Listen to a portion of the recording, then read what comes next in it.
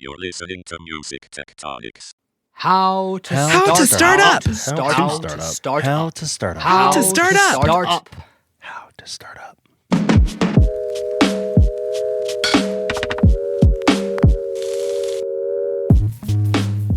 Welcome back to Music Tectonics, where we go beneath the surface of music and tech. I'm your host, Dmitri. I'm also the founder and CEO of Rock, Paper, Scissors, the PR firm that specializes in music tech and innovation. And we've been doing this How to Startup series. And my goal with this series as part of this Music Tectonics podcast is to start at the start, to help all of our music tech startup founders and leaders get off the ground successfully. So far in the series, we've covered idea generation, mindset, business model thinking, early stage investment, pitching investors, business partnerships, and building a company. So look through our past episodes and catch up if you missed any of these important topics. And remember, you can always go back to each episode when one of these topics becomes relevant to the phase of business that you're in. A huge topic in music startups we have yet to tackle is how to license music. So that's the focus of today's episode. It's a complex topic, but one that's critical to address in music tech. Many a music startup has failed because of a lack of a plan around licensing. And the few that make it through the licensing gauntlet are the ones that last. Last year, at the Music Tectonics Conference's Startup Bootcamp, presented with Universal Music, one of UMG's innovation execs was asked how startups can succeed at partnering with record labels and publishers. He looked directly at the audience of enthusiastic startup founders and hackers and said, hire one of these trusted consultants who know how to navigate music licensing. So today, for How to License Music, we brought on three of those great consultants and specialists in this area. Bill Campbell is founder and CEO of Barefoot Media. His company, Barefoot Media, assists companies with business development, content licensing, fundraising, strategy and growth, and channel partner expansion. Hey, Bill, thanks for being here. Dmitri, great to be here. Thanks for having me.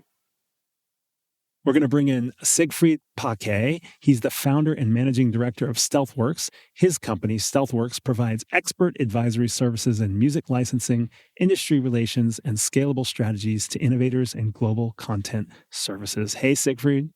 Hi, Dmitri. Good to be here. Thanks for having me. And Vickie Nauman is founder of CrossBorderWorks.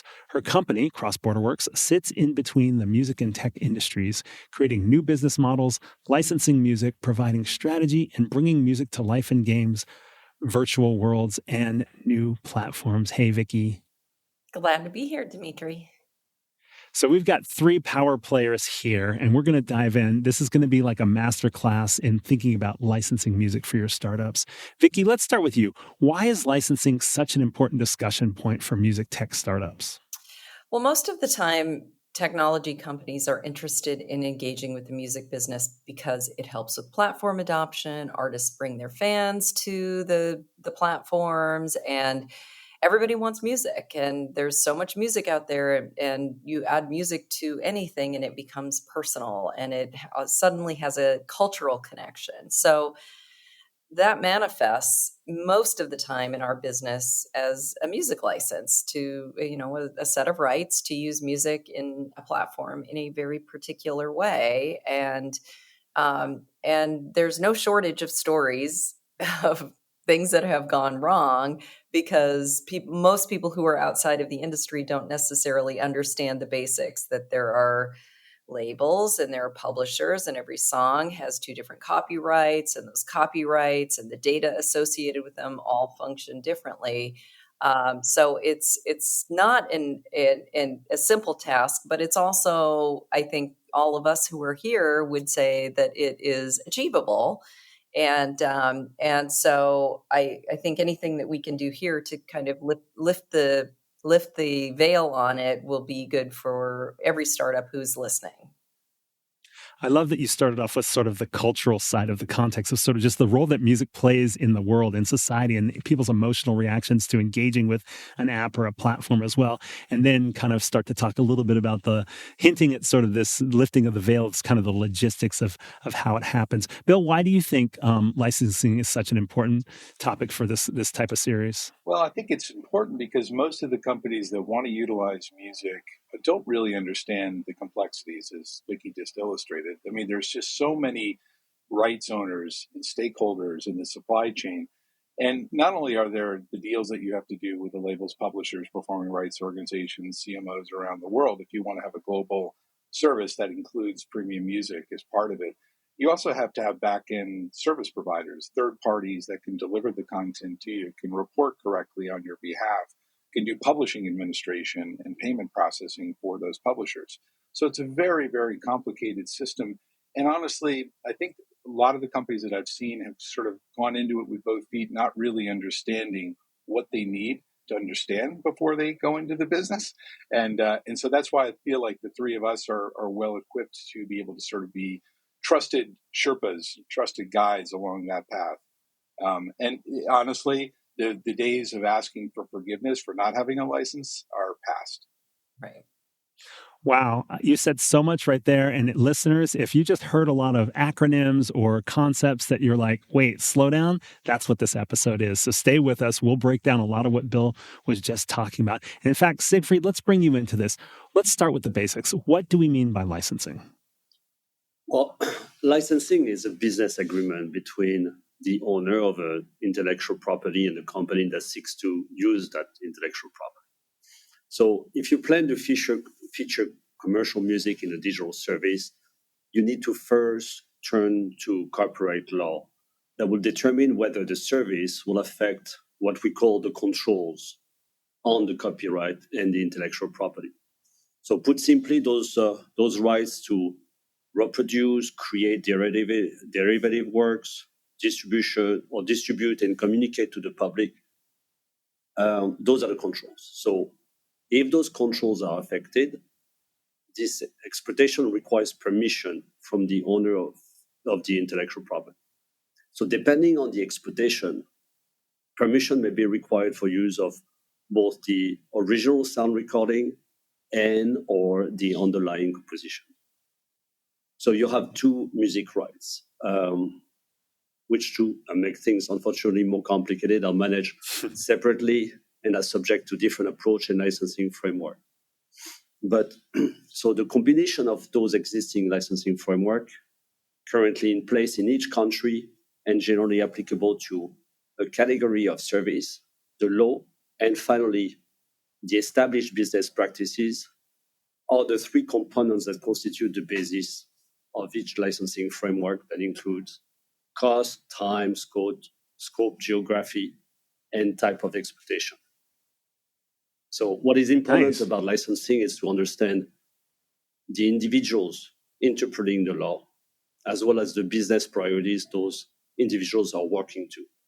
And this understanding will identify the unique levers of every content partnership. Right.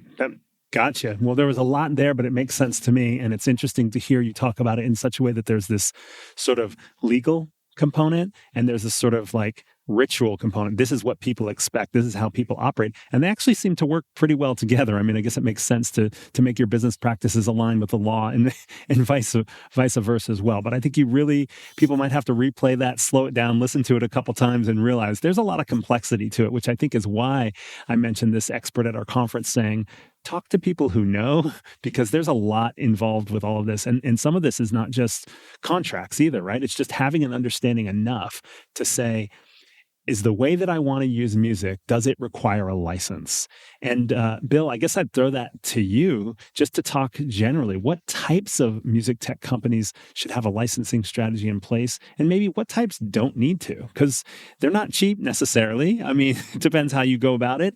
But sometimes I think there's a lot of conversation about like, will this music company startup, will it succeed or fail? And it depends on A, whether they need a license at all, and B, whether they get the license. But let's talk about like the different types of companies you guys come across and which ones need to have a licensing strategy. Let's start with you, Bill. Yeah, I mean, so I think it's a lot really depends upon the type of business model that the company and the service is providing, right? So a digital streaming provider with a full catalog, let's call it 90, 100 million tracks, a Spotify competitor, for instance, would need to do blanket licenses with the three major labels, with the five major music publishers, with the thousands of independent publishers that are out there, as well as what are called performing rights organizations. And the publishing rights is basically a lot more complicated and a lot more owners in that supply chain than on the sound recording side.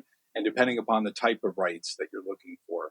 On the publishing side, it could be a combination of synchronization rights, marrying audio and audiovisual together, performance of that particular composition, as well as what's called a mechanical right, which is the actual sale of the track itself on the music publishing side, which could be on a rental model or a download model, et cetera. So the streaming music providers are one example of that. Then there are health and wellness companies like Peloton that are using music in different ways, or music in prescriptions, or music in therapy. There's a variety of different companies that are using music in gaming, music that's being used as video compositions in the form of Vivo or MTV type videos, or even user-generated content in social video platforms. So really what we look at as consultants in this industry is probably 17 or 18 different verticals of companies that come in and want to use music in a variety of ways. Some of that's commercial music, which is owned by the major labels and publishers.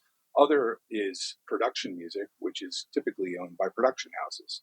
So you might go and look for music in commercials and television, or a student creating a film.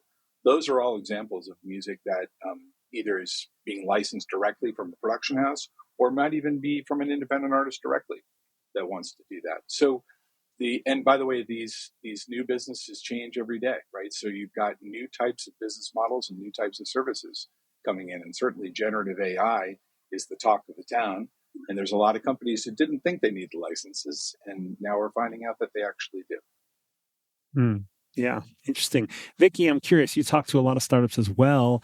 Are there certain startups that don't need to be thinking about a licensing strategy? Or once they start talking about a licensing strategy, do they change what they're up to? Yes, exactly. I think it happens a lot where companies may start out and they think, oh, we need Drake and we need everything. And then you get into the economics of it. And I'm always pretty transparent with people about how much I think how long something's going to take and how much money it's going to take. And I think, I love getting involved with companies at an early stage, either if they're a big company that has a new initiative or if it's a startup, because it all comes down to the functionality that you have in the product. It comes down to what set of rights you need to enable that functionality, and then how much and what kind of music is the right music. A lot of what I do is synchronization licensing, and it's really matchmaking and coming up with these, this small collection of songs that's perfect for the audience in this type of in a type of a game or experience. So sometimes there's also curation involved. And one of the areas that I think there's always this gray area is things like, artist services, direct to fan, artists engaging with their fans, monetizing fans. And there's a lot of these that I think we've all seen over the years that have tried to leverage the artist and the fans, but do so without the actual sound recordings, taking a position. People can listen on Spotify and Apple Music and Deezer and, YouTube, a number of other services. So we don't need those sound recordings. We're just something that's sitting between the artist and fans. And you still need to have an agreement with the artist. And sometimes that can get into things like name, image, and likeness rights. And you still need probably some sort of a business arrangement with that artist to enable them to monetize their fans. But I think some of the things that we have seen over the years is also that if something is engaging an artist and their fans and you don't have any of their music, it's oftentimes these things just fall flat, because that's why fans love the artist, is because of their music. And so I think it becomes kind of, like there's a small lift if, licensing might fall under the DMCA of doing radio style listening. And there's a big lift if it involves on-demand streaming and a lot of direct deals.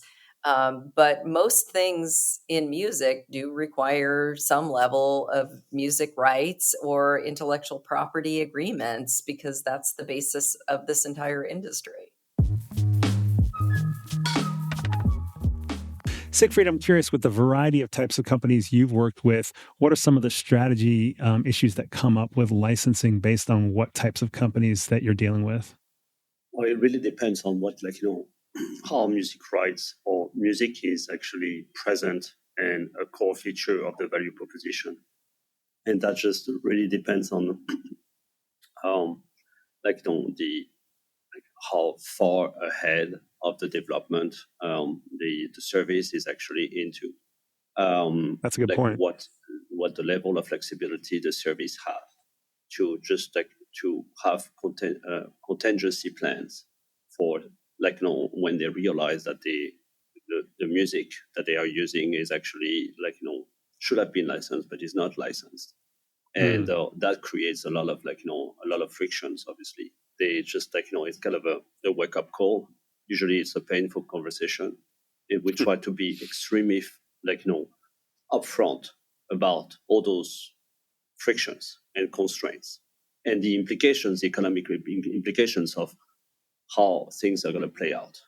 And they decide. It's just up to them. I mean, we make a point of just making sure, and I think it's probably applicable to very much as much to Vickie and Bill, is it is a small industry, so we want to make sure that we represent the people that are very committed to running a business in full respect of intellectual property laws. Mm-hmm. That's a really interesting point about the timing of it too, of really understanding, grasping what it means to license music, how to use music legally and ethically, and how you engage in that research and that conversation before you develop the product. I think that's the point I really took away from that, Siegfried, is the timing of that as well, which I think is a great. And I just want to add to what Siegfried and what you guys are just saying is, I think the worst situation is when someone has developed an app or a product and then they want to just slot music in at the end. And so they've, they're bootstrapped startup, and they have looked at Spotify and said, okay, yeah, we want to do that, but we want to do it in a very particular way. So they go through the process, they build an app, they build this entire user experience, and then the set of rights they need is far outside of their reach financially. And then they've already built the product. And that's right. Really, really tough, because what you really need to be able to do is to say, is this, you want it to be malleable when you're starting to talk about music, so that the user experience, the product, everything is lined up around a set of rights that's achievable. I think the other big mistake, a lot of startups, they see these open APIs from digital service providers like Deezer or Spotify or Apple, and they assume that they can utilize that API. And if they read terms and conditions of those APIs, they would see that they're not allowed to do that. And by the way, they could always turn the API off at any given time. So you could have built your business, have many, many MAU, DAU, and the next thing you know, you don't have music anymore. So it's a cautionary tale to you will be at some point looking for direct licenses. Exactly. When companies use one of the service APIs, I always kind of, ask them, do you want a business or do you want a hobby? Because that's a hobby, because you can't monetize it. So you have a new hobby, but if you want a business and you want to monetize it and you want to make money, then you're going down the wrong path, and you'll have to rebuild again, because that's the other thing. And Bill, I'm glad you brought up the APIs, because a lot of times I think companies think that if they'll build for, Spotify's API or Deezer's API or using Apple, and they think that they can do that as like a sandbox, and then they'll just port over to their own deals. But you have to rebuild everything. So you're actually doing things twice, using your precious engineering resources to build something twice, which is a terrible idea. This is super valuable. We have to take a quick break, but when we come back, I want to dig a little bit more into business models and how it relates to licensing strategy. We'll be right back. We interrupt this podcast to bring you breaking news. Applications are now open for Music Tectonics Swimming with Narwhals Startup Pitch Competition. Get your application in by August 12th, 2024 at musictectonics.com. That's also where you'll find eligibility requirements, a timeline for the competition, and an FAQ. When you apply to Swimming with Narwhals, you'll get a warm welcome into the Music Tectonics community of music innovators. And your project gets seen by our juries of investors and experts. You could be one of 4 finalists in the spotlight at the 2024 Music Tectonics Conference, October 22nd through 24th in Santa Monica, California. It's the place to be for music innovators, whether or not you reach the finals. We have a demo day on the Santa Monica Pier, panels and networking with everyone you need to meet, from investors to labels, and a very special startup boot camp at the Universal Music Group offices. Apply at musictectonics.com, because sharks are mean, unicorns aren't real, but narwhals are awesome. Okay, we're back. This has already been a great conversation with the three of you.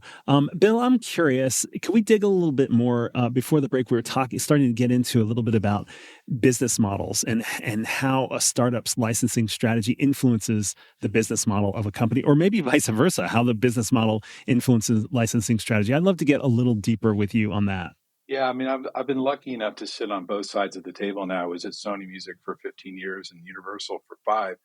And I saw dozens and dozens of companies come in. And, I've seen the transition from digital downloads to streaming models to utilization of music and social video platforms to health and wellness, as I mentioned before. And I think the business models change with the technology, right? So technology is constantly disrupting. It has since the dawn of time. I mean, since the first bone flute came along and disrupted those sitting around the campfire humming to whatever language they were using. So there's always going to be a technology disruption. So your business models are going to change. And I've been fortunate to see all of those disruptions. I think the 3 constants in the music industry has been a fear of technology, an ultimate adaptation to that technology, and a moving to a new way of embracing that technology. So in the end of the day, the business has to, and it has been, I would say that the music industry has led the charge in terms of reacting to technology and doing it in a way that actually saw their boats rise. The music industry was decimated by physical piracy and then digital piracy when Napster and BitTorrents came about. And now generative AI is looking to do the same type of disruption. But I think the business models have to be adaptable. And I find that the music industry is much more savvy than they used to be. It used to be a one size fits all. And if it doesn't fit into that, we don't know what to do with it. That to me has been the sea change that I've been encouraged by within the music industry, is watching them adapt to these new technologies, being willing to embrace new business models. The startups that we work with sometimes do have to pivot. And they have to move away from a model that they thought was going to work. And after they have their conversations with the rights owners, they realize, boy, it's not going to work that way, is it? And they don't realize, the cost involved with doing that pivot. So, like, when I think about business models for music companies, there's things like obviously streaming, and that's typically subscription model. There's downloads, and that could be maybe it's a per purchase kind of model. And then there's all these music making applications and so forth, which maybe doesn't depend. I mean, if it's samples and beats, there's probably licensing involved there to some extent, but not necessarily if it's sounds like from original music that platform is paying for works for hire. That's totally different. That's not exactly the same, although they may need to have a licensing agreement with their buyers, their users in that sense, some sort of contract around how people can use it, whether it's royalty free and how they pay for it and so forth. I'm just curious, are there any other business models that would influence startup licensing strategy around music as well?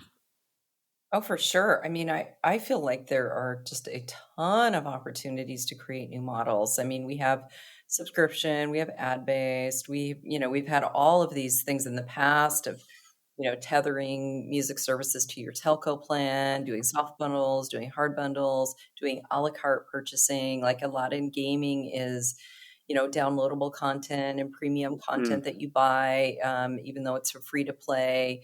But I think I think that the most important thing is that when you think of a business model, that you're not just thinking about the consumer model, but you're also thinking about the model of how you pay rights holders, because you have to harmonize those things. There are great examples of terrible business models where the more people use your product, like a per stream rate, the more people use your product, the more you spend, and then you could eventually lose money by having people use your product because the royalties will still scale in, disproportionately.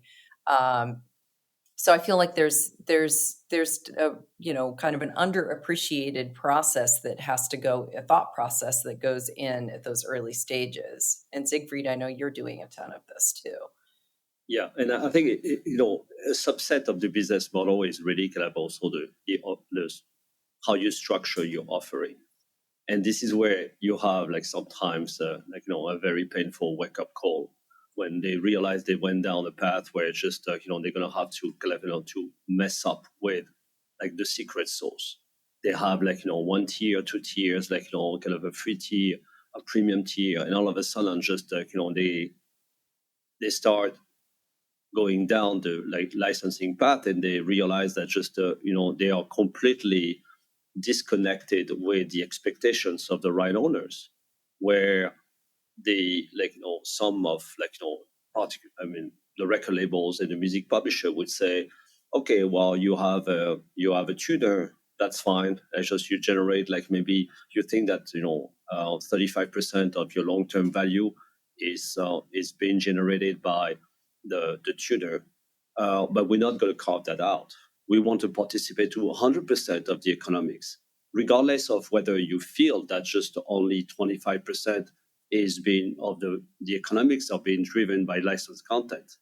And that just becomes what Bill and Vickie were commented before. It's just a kind of a very counterproductive process of just kind of redesigning and redesigning the offering, and having to kind of come up with those very sophisticated communication strategies with users to get them to understand that just it's going to be better, a better offering, a better proposition, and that just makes and it just sucks up the entire product team. That's unfortunately why licensing needs to come on as a conversation very, very, very early on, so they know at least what to expect and what are the variables that they need to factor in. Yeah, there's certain business models that have matured over the time. So there's established rate cards, if you will, a percentage of revenue or a per subscriber minimum or a per player, whatever it might be, whatever the metric is for that particular model.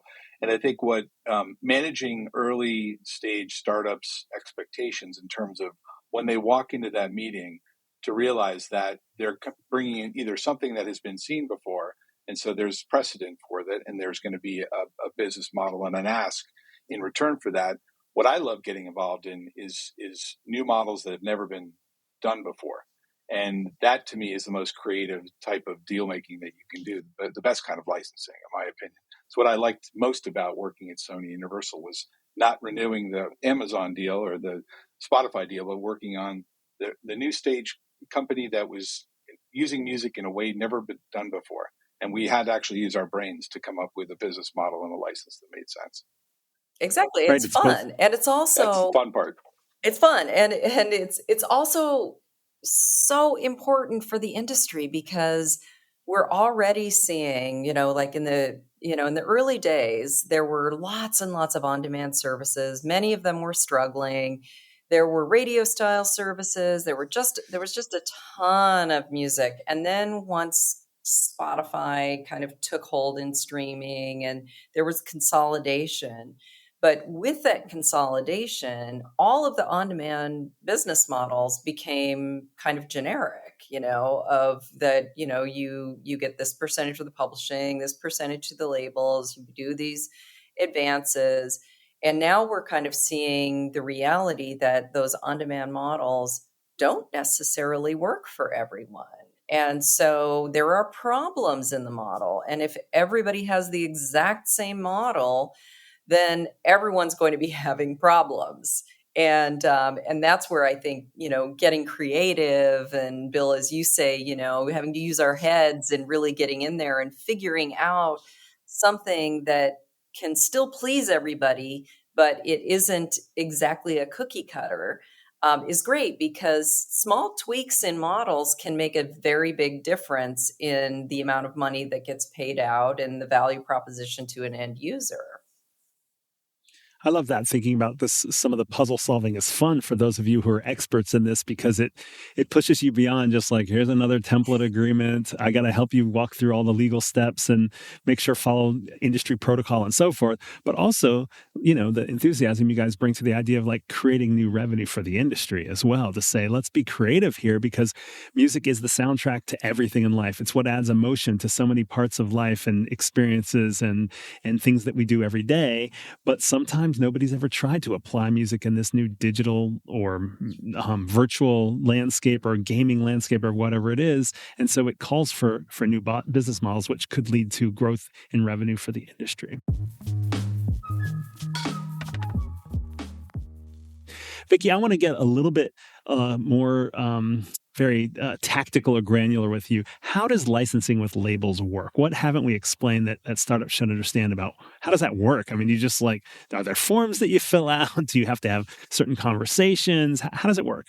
Yeah, I mean, there's a discipline around working with, especially a young company or a new idea of, like, I think we probably all have developed a template that each of us use for term sheets, and the way that we translate things that a tech company wants to do into usage terms that a rights holder expects to receive.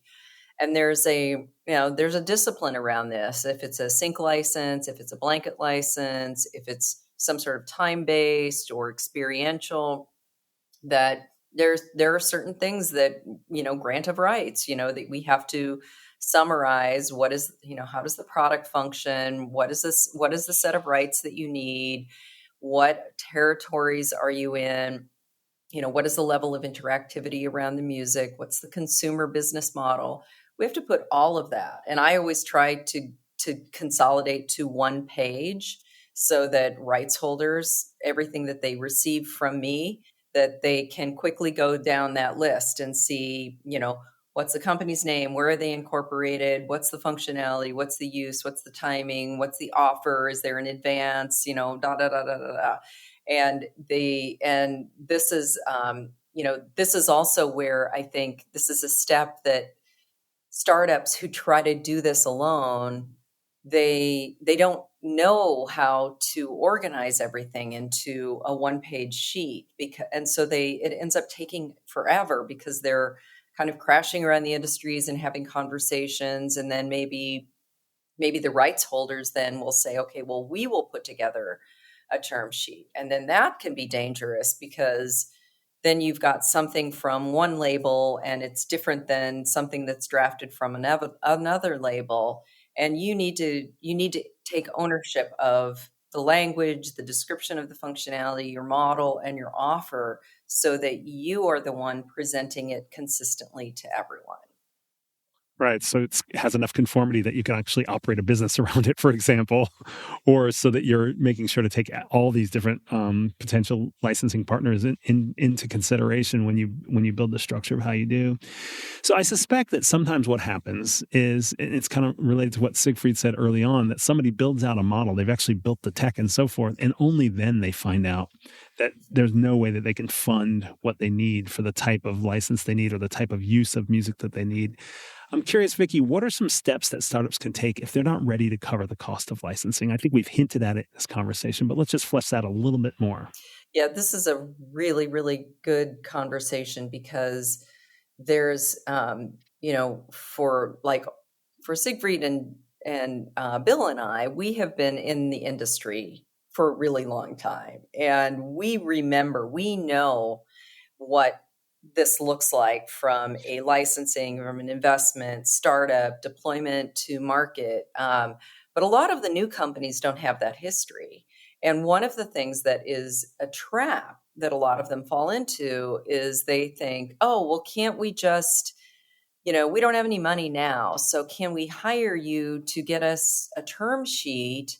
And then we're going to go raise money on the term sheet and get investors to give us money to pay the rights holders. And that will not work, because investors do not want to fund things when they're going to put money into your business and then you're going to turn around and make an advance payment and you'd have nothing left for engineering and product development. And so you need to, it's so important that you need to have investors that believe in your company. You need to have working capital. And then you need to also think about, how can we secure a set of rights to make ourselves operational that is not going to be dependent upon raising a huge sum of money for advances to rights holders. It just doesn't work that way.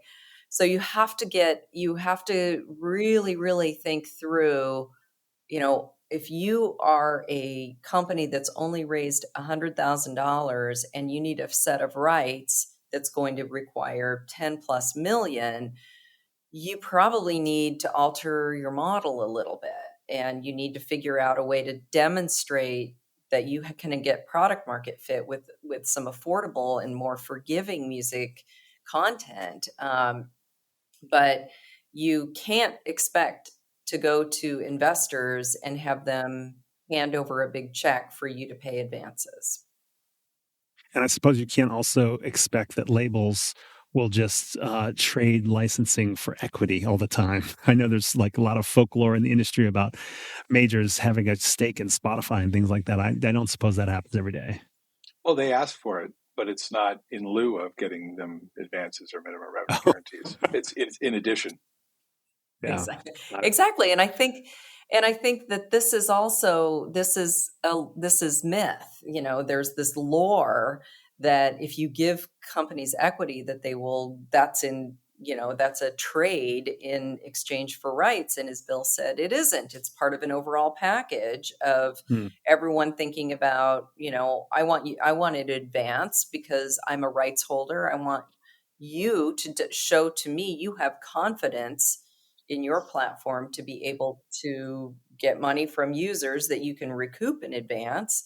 But they also want long-term value. And when you're a young company, you need to have your eyes wide open when you enter those conversations.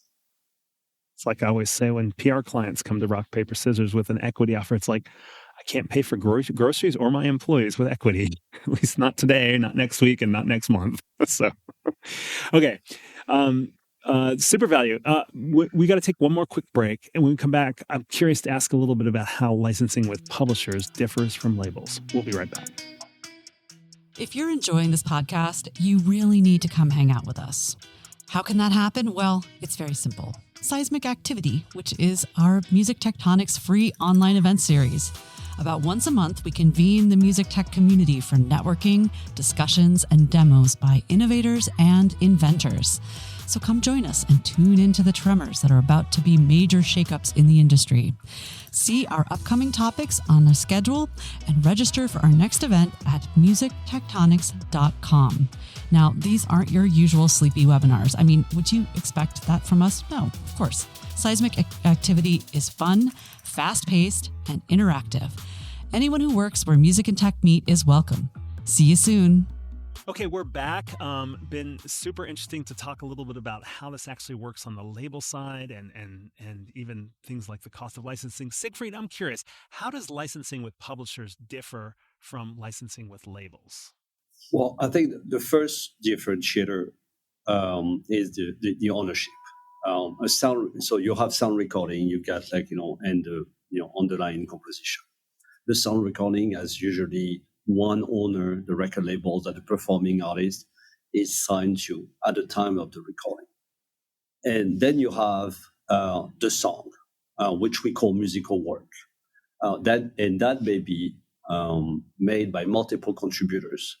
Actually, I think, if I'm not mistaken, the average modern and recent pop song has on average 6 composers, which makes publishing licensing very complicated. So and each of those contributors may be represented by different music publishing company, agent, administrator, and each have their own way of managing their rights. So each contributor to a song essentially needs to give permission to use the song. That is music publishing licensing. So one way to understand music publishing licensing is to think of it as a sum of its parts.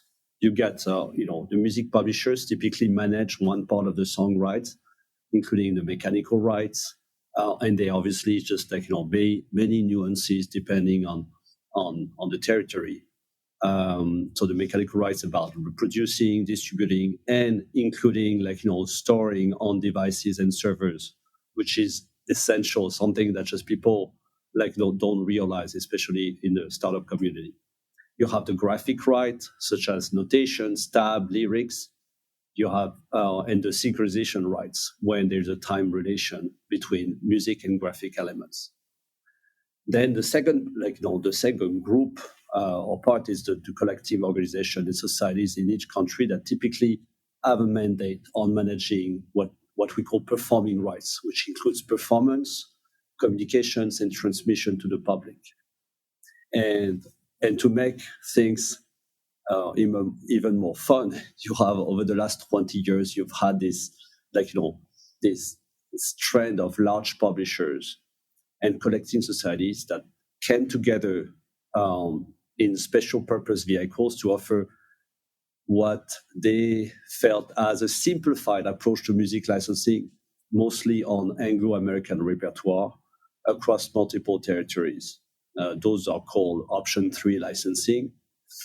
And so essentially the online services need to engage with all parties to license all rights applicable to their specific use of copyrighted music. And fortunately, there are also many licensing frameworks for new entrants. And I think this is very important to note, is that tech startups are just I've been the source of many conversations and reflection within the music industry. Say, how can we just get them started? So you've got there are some licensing framework for those that allow them to iterate on the value proposition on the offering. I think another thing that when we talk about myths is the difference between label and publishing is also with a lot of times startups be like, oh, we're going to do this thing in Roblox, or we're going to do this, live stream, or we're going to record, you and make you an avatar in a game or platform. And it's promotional, the artist is touring and this is part of their tour. And so we don't want to pay you very much because you get a ton of promotional value. But the publishers do not get promotional value. The artist gets promotional value. And maybe the sound recording owner can buy into promotional value because the artist is the visible face of that song. But the publishers, they just want to be paid. They're like, we don't care about promotional value. We want a fee. That's really helpful to hear in that perspective, because you always kind of hear publishers feel differently about this stuff than labels, and you really just summed it up right there. Go ahead, Bill. I was just going to say it is a bit short-sighted on the publisher side, because that promotion and that marketing that the sound recording gets, they get the ancillary halo effect of actually getting more revenue because there's more people listening to that song. But I totally agree with what Vickie just said. Well, that's a great point for one of my final questions here, Bill, for you. And then I also want to talk to each of you a little bit about like how you operate, what your specialties are and so forth. But first, Bill, how has licensing changed in recent years and what changes do you see emerging in the coming years? Well, definitely the licenses change based upon the business models. But what I've been seeing, unfortunately, is that licensing is actually becoming more expensive. And what that means is that, take any major label and the amount of deal flow, the amount of incoming potential opportunities for them to look at are in the hundreds. And they're not going to do hundreds of deals each year. They're going to pick, 5 or 6 or maybe 10 of those deals to do. And so there is an opportunity cost for doing those deals. And I think that's something that we have to make sure that the early stage startups understand, is that there's a reason why these minimum revenue guarantees, there's a threshold that they have to pay a certain amount even to get a deal with a major label, is because it costs some money on their side to get business and business development, business affairs, finance, operations on those deals. There's a fair amount of work that gets into these deals, and the long form agreements are in the hundreds of pages. So there's technical due diligence, there's business due diligence, there's financial due diligence. And so what I've been seeing more and more is that the minimum amount of money that needs to be paid in order to get a deal has gone up. There is a huge need in the industry to do what I call pass-through licenses or innovation licenses, where early stage startups can have a basket of content that they can play with in their business model, and then they can graduate to the next level. But at that point, now they're reporting, they're actually in license with the content owners, and that content owner can watch them gradually upstream into being signed to a major label. That is the way I look at it. Every early stage startup is effectively a new artist, really. And so that's the changes that I've seen, is that it becomes more expensive to get deals done, and there's a massive need for early stage companies to get content that is just a click-through license. Leave your lawyer at home. No offense to the lawyers out there. Yeah, and to that note, it seems that just whether it's record labels or music publishers, everybody has a number in mind, like a number like below which they're not going to get out of bed. It's just it's just work. They were over the last couple of years, they were able to quantify their cost of deal making for every single deal. So they just say, it's, you put 25,000, that's great, that's a minimum guarantee, but just like the cost of processing it and entering into our system is going to be at least $25,000.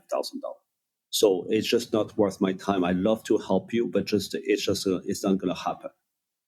So that's why you need to rely into innovation licenses when you've identified a white space at the market that the content owners have not identified. Because you shouldn't be innocent. They get, as Bill and Vickie mentioned before, they get hundreds of pitches every single year. They know the market probably better than you do.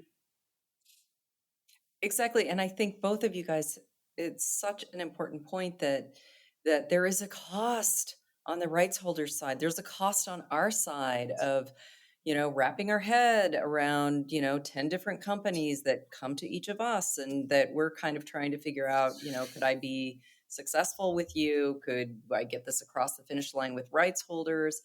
And a lot of times young companies that are unfamiliar with this process will throw arrows at the music industry and say they don't want to support startups, they don't care about innovation, they don't care about any, pushing the envelope in the market. And I think that's a really one-dimensional view, because it is impossible to work with everyone, and you don't want to put your music and your high-profile artists into a company's app if they, have a failed business model, or if they can't execute, they can't build a great product, or they're not going to operate in good faith, and those are all things that you learn about each other when you're going through the dance of term sheets and discussions, disclosures, and coming up with a shared strategy.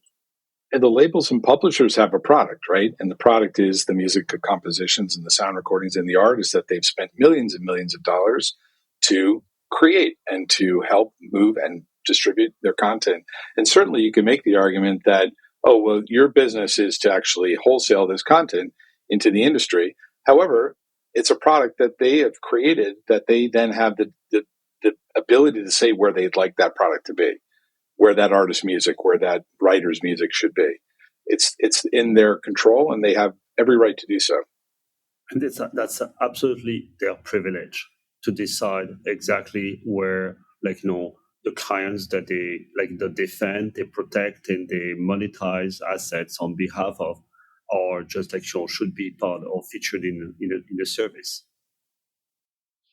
Of course, it gets this way as we get towards the end of the conversation. You guys are all riled up and heated up. So much more to talk about. And this has really been just the tip of the iceberg. I'm sure we answered a lot of questions. We probably raised a lot of questions, but that's okay because you guys are out there. You're Music Tectonics Conference regulars, see you at other events around, and you've got companies that provide this service as well. As we wrap up here, this has been super valuable. I'd like to ask each of you just to mention any specialties you have, what you're looking for in terms of companies to work with real briefly. Bill Campbell, Barefoot Media, thanks for joining us. Who tends to work with you? What are your specialties? Who should come to you for help? Well, I think the majority of the work that Barefoot does, and we have 15 advisors at Barefoot, is on the music licensing side, right? So blanket licenses with labels, publishers, and performing rights organizations around the world. That is probably 90% of the work that we do. It's what I did on the other side of the table at Sony and Universal as part of the Global Digital Business Groups. It's what I know best and what I like doing most. Strategy and growth are part of that, and fundraising sometimes. These days, not as much. Be careful what you wish for. Exactly. Awesome. Thank you so much, Bill. Siegfried Paquet with StealthWrks. Works doesn't have an O if you're looking to find it on the internet. Siegfried, what about you? What are your specialties? Who's coming to you? Who do you want to come to you? Well, our approach is about on-demand and scalable advisory on music licensing strategy. Obviously, we've got, because of, I come from Polygram, Universal, and BMG Music Publishing. I'm just in very operational financial roles. I'm really in, we like to jump right into the weeds. So our approach is to really to embed our clients' team and complement their capabilities. And since we operate exactly like a startup, we like to execute the strategy alongside the product, finance, and data team. We like the idea that our clients should have full access to our knowledge, expertise, relationships, and global footprint on day one. As a matter of fact, I always say that just what makes people smile is that StealthWrks doesn't really have vocation of being visible. Hence the words, like the word StealthWrks. We are wherever we can be useful on in just helping feature a licensed content into great digital services. Great. Thank you, Siegfried. And Vickie Nauman with CrossBorderWorks. No spaces there. You should find her on the internet as well. Vickie, what are your specialties? Who's coming to you? Who do you want to come to you? Yeah, I mean, I think my favorite thing to do is working with games, sitting in between games in the music business. And I've done this on the music side where I'm helping labels make their content available in Roblox and in games. And I've also worked with gaming companies and creating new models. So that's that's a favorite thing that I have to do. And I think it's because it's so satisfying that I can see music come to life in all of these innovative ways. But I also really like kind of the creative application of new tech and helping companies shape, well, what is a new business model for this new technology and getting that across to rights holders and coming up with, new innovative uses. And I think I think that I also kind of operate on a basis where I like to really evaluate and understand companies that I'm working with and know that I'm representing a company that we see a common North Star. There are companies that come to me all the time that I can tell after a conversation, they're basically looking for someone who can help them avoid paying for music. And I usually feel like, well, I'm not really going to help you do that and thread a needle so that you don't have to pay anyone, because I feel like that's part of the music tech space, is coming up with something that will work for a platform and that'll work for rights holders. But Yeah, that's what Chat GPT is for, right? Awesome. Great. Well, this has been a great conversation, guys. Thank you so much for putting the time in and energy to helping our startup listeners wrap their heads around it. I think some people will be listening to this on half speed multiple times to really absorb everything you've shared here. It's been huge, and you know where to reach them. Bill Campbell, Barefoot Media, Siegfried Paquet with StealthWrks, and Vickie Nauman from CrossBorderWorks. Thanks, guys. Thanks, Dmitri. Thank you. Thanks for listening to Music Tectonics. If you like what you hear, please subscribe on your favorite podcast app. We have new episodes for you every week. Did you know we do free monthly online events that you, our lovely podcast listeners, can join? Find out more at musictectonics.com. And while you're there, look for the latest about our annual conference and sign up for our newsletter to get updates. Everything we do explores the seismic shifts that shake up music and technology, the way the Earth's tectonic plates cause quakes and make mountains. Connect with Music Tectonics on Twitter, Instagram, and LinkedIn. That's my favorite platform. Connect with me, Dmitri Vitsa, if you can spell it. We'll be back again next week, if not sooner.